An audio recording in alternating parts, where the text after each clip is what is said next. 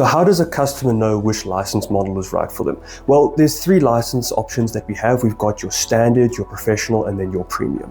When it comes to which one you would need personally for yourself in your own company, we would ask that you set up a meeting with one of the BDEs, and then we'll come down and we'll set up a meeting and discuss with you things that you might be. So where is your company currently? What are design constraints that you're currently facing?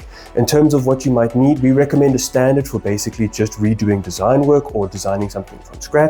We offer the professional package because it comes with that very nice built-in toolbox.